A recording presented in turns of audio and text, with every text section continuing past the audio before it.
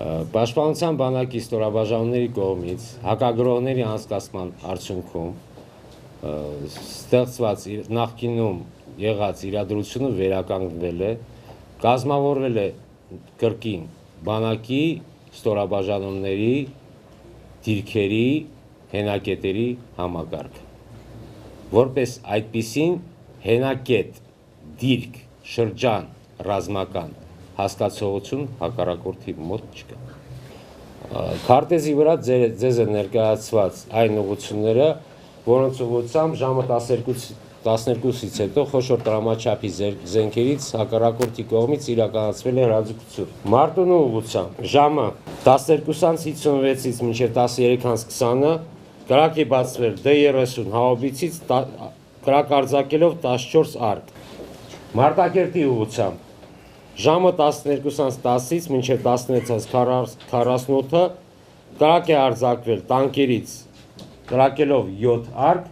և 82 մմ-անոց ականանետերից արձակելով 12 ական։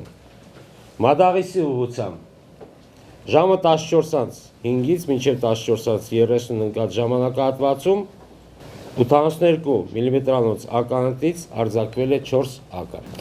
Անհայտ կորածների թիվը ներկայությամբ աճել է մինչև 20։ Իսկ հակառակորդի զորերի թիվ կարող եք ասել նշված ժամանակահատվածում։ Հակառակորդի զոհերի թիվը ձեզ ներկայացվեց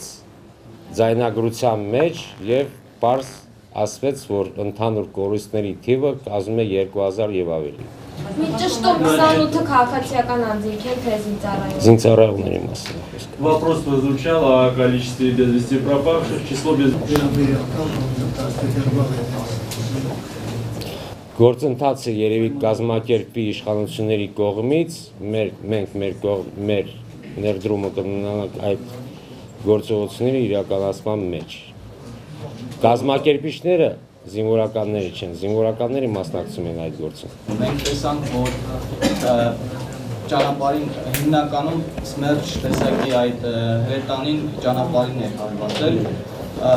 դա բնական է, կրատից շատ ավելի հզոր է, բայց ձեր կարծիքով որպես զինվորական ինչ նպատակ ուներ սմերջը կիրառել այնպիսի վայրերում, որը փաստացի վնաս չի հասցրել հայկական կողմին։ Ասեմ, կար, սակայն այդ հրթիռները նպատակին չեն հասել, ուղղակի պայթել են դրա շրջանը։ Այսինքն ադրբեջանական կողմից սխալ է դա։